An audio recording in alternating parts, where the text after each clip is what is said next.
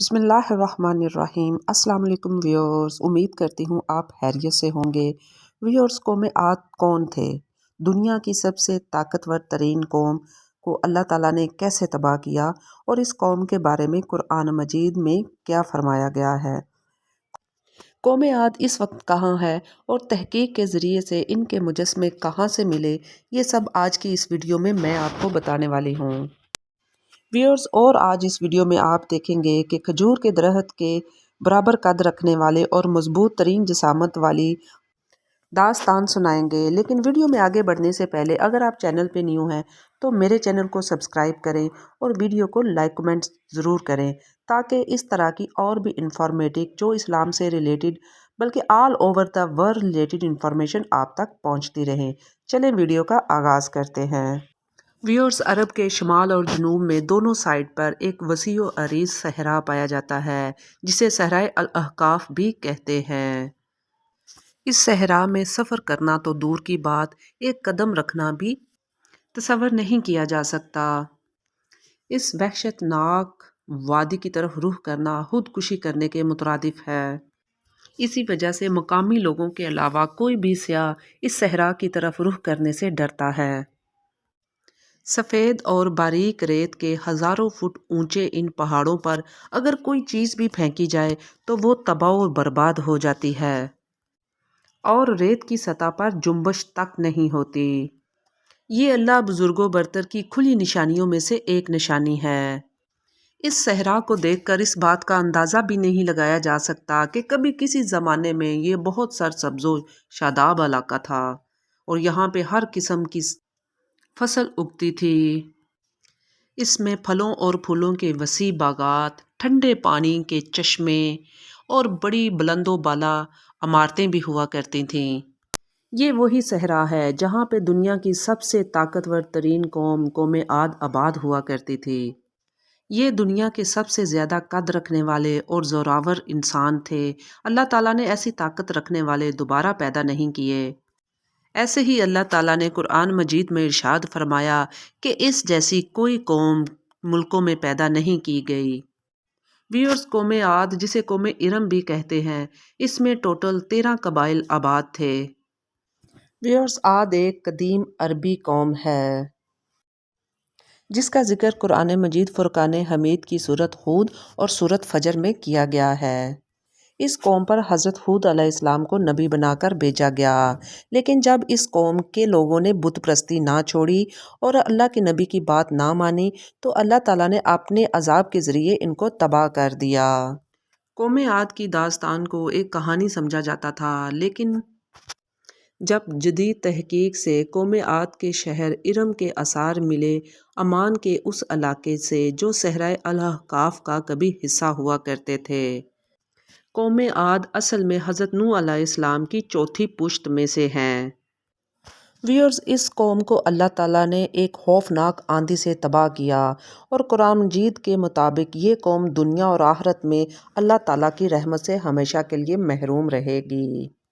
Viewers, یہ قوم 3000 سال قبل مسیح سے لے کر پہلی صدی عیسوی تک تھی اور اسے 1000 ستونوں والے شہر کی قوم بھی کہا جاتا تھا۔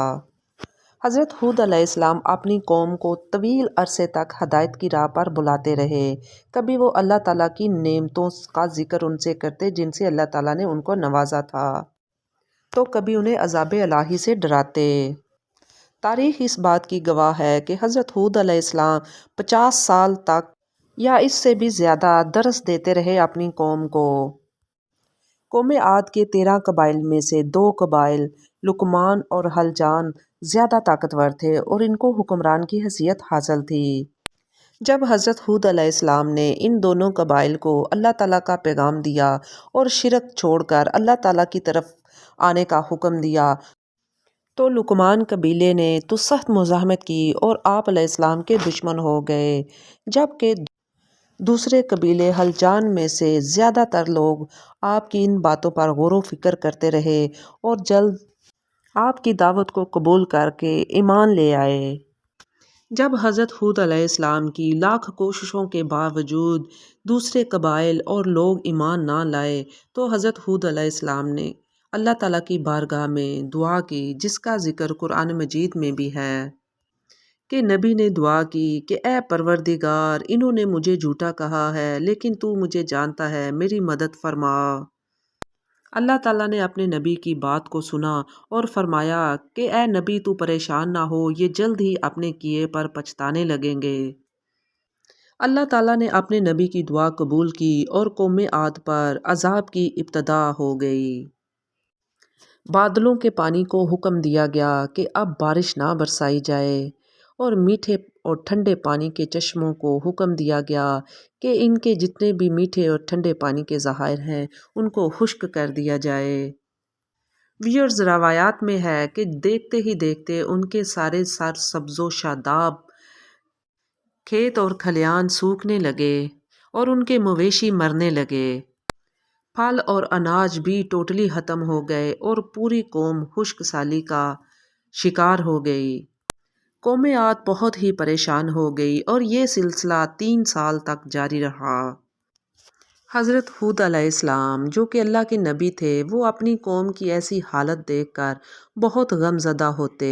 ان کو قوم کو اس حالت میں دیکھ کر بہت تکلیف ہوتی، تو انہوں نے اپنی قوم سے فرمایا کہ اے قوم، اللہ کی بارگاہ میں توبہ کر لو، اللہ تعالیٰ تم سے اپنے سارے عذاب اٹھا لے گا اور تم کو پھر بہت زیادہ نعمتوں سے نوازے گا، اور اللہ کے گنہگار نہ بنو۔ قرآن مجید اور احادیث میں توبہ استغفار کے بہت زیادہ فضائل بتائے گئے ہیں۔ ویورز، ابن ماجہ اور ابی داؤد سے روایت ہے کہ استغفار کرنے والوں کو اللہ تعالیٰ بہت نوازتا ہے اور ہر تنگی میں سے ان کے لیے راستہ نکال لیتا ہے، اور اسے ایسی جگہ سے روزی دیتا ہے جو اس کے وہم و گمان میں بھی نہیں ہوتی۔ بہرحال حضرت ہود علیہ السلام کے لاکھ سمجھانے پر بھی اس قوم پر کسی قسم کا کوئی اثر نہیں ہوا، بلکہ انہوں نے بڑی ڈٹھائی کا مظاہرہ کیا اور حضرت ہود علیہ السلام سے کہنے لگے کہ صرف تمہارے کہنے پر ہم اپنے آباء و اجداد سے چلے آئے ان بتوں کی پوجا کو نہیں چھوڑ سکتے۔ قرآن مجید میں اسے یوں بیان کیا گیا ہے کہ اے ہود، تم ہماری طرف کوئی دلیل تو لائے نہیں، اور تمہارے کہنے پر ہم اپنے آباء و اجداد کے ان معبودوں کو نہیں چھوڑ سکتے، بلکہ ہم تو یہ سمجھتے ہیں کہ ہمارے کسی معبود نے تمہیں آسیب زدہ اور دیوانہ کر دیا ہے۔ قوم عاد پر جب عذاب کی ابتدا ہوئی تو سب سے پہلے خشک سالی شروع ہوئی کا تھا۔ اس خشک سالی کو ختم کرنے کے لیے بہت سے معتبر لوگوں نے اپنی قیاس آرائیاں کیں، لیکن کسی قسم کا کوئی فائدہ نہیں ہوا۔ ویورز، اس سے پہلے جب قوموں پر عذاب آتے تو وہ ان عذاب سے رہائی کے لیے کعبہ شریف کا رخ کرتے، یعنی کافر قوموں نے بھی اس بات کو مانا کہ ایک قوت ہے، ایک طاقت ہے جو ہم پہ یہ بھیجتی ہے عذاب اور جو ان کو ٹال سکتی ہے، لیکن اس کے باوجود نبی کی بات کو نہیں مانتے تھے۔ نبی جو کہتا اس کو ہمیشہ ٹال دیتے تھے۔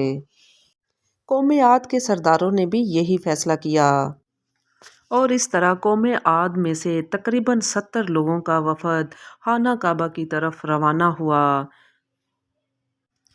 اس وقت خانہ کعبہ پر جن کی حکومت تھی، قوم عاد کے ان کے ساتھ اچھی الیک سلیک تھی، اس لیے وہاں پر ان کی بہت اچھی خاطر مدارت کی گئی۔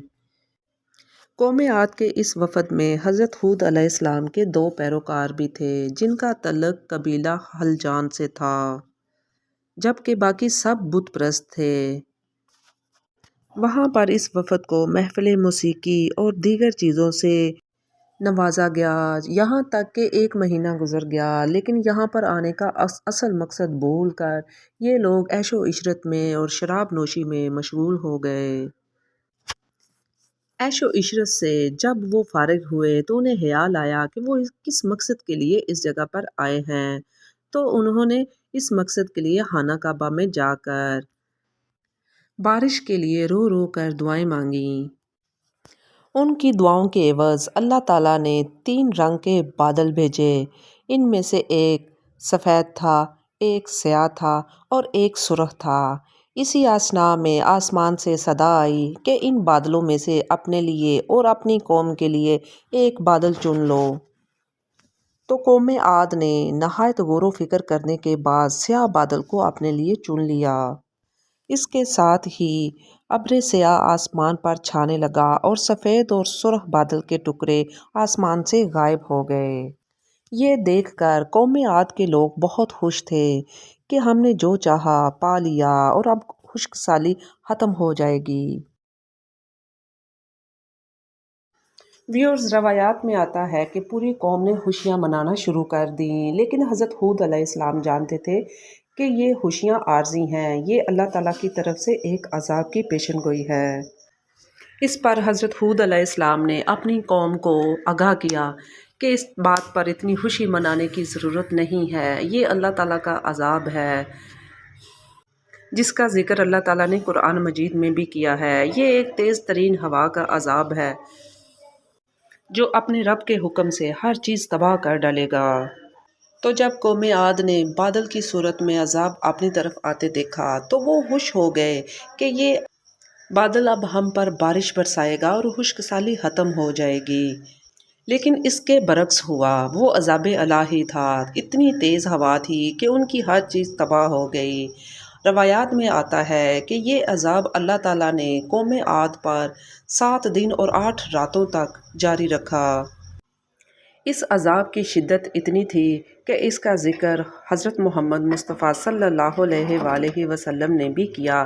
ایک روایت کے مطابق حضرت محمد مصطفیٰ صلی اللہ علیہ وآلہ وسلم نے فرمایا کہ وہ ہوا، وہ آندھی جو اللہ تعالیٰ نے قوم عاد کی طرف بھیجی، وہ انگوٹھی میں جتنا سوراخ ہوتا ہے اتنی مقدار میں بھیجی ہوئی ہوا تھی، جو سب سے پہلے دیہاتوں کی طرف گئی اور وہاں سے مویشیوں اور انسانوں کو اٹھا کر آسمان اور زمین کے درمیان میں لے گئی۔ اللہ تعالیٰ نے حضرت ہود علیہ السلام اور ان کے ماننے والوں کو اس عذاب سے محفوظ رکھا اور انہوں نے حتیرہ نامی ایک بستی میں پناہ لی، اور باقی پوری قوم اللہ رب العزت نے تباہ و برباد کر دی۔ ویورز، روایات کے مطابق حضرت ہود علیہ السلام کی عمر 150 سال تھی۔ 50 سال کی عمر میں ان پر وحی نازل ہوئی اور 50 سال انہوں نے قوم عاد کو سمجھانے میں اور اللہ کی طرف بلانے میں لگائے، اور پھر قوم عاد تباہ ہونے کے بعد 50 سال باقی لوگوں کو اپنا درس و تدریس دیتے رہے۔ تاریخ کی کتب سے یہ بات سامنے آتی ہے کہ حضرت ہود علیہ السلام کا مزار حجر موت کے مقام پر ہے، جہاں پہ ہزاروں لوگ اس قبر کو دیکھنے کے لیے جاتے ہیں، لیکن اس کا تاریخ میں کوئی شواہد نہیں ملتا کہ آیا یہ قبر حضرت ہود علیہ السلام کی ہی ہے۔ ویورز، یہ تھی میری آج کی ویڈیو، امید کرتی ہوں آپ کو اچھی لگی ہوگی۔ ویڈیو اچھی لگے تو کمنٹ باکس میں ضرور بتائیے گا۔ ملتے ہیں کسی اگلی موسٹ انفارمیٹو ویڈیو میں۔ اللہ تعالیٰ آپ کا حامی و ناصر ہو اور آپ کو حفظ و امان میں رکھے۔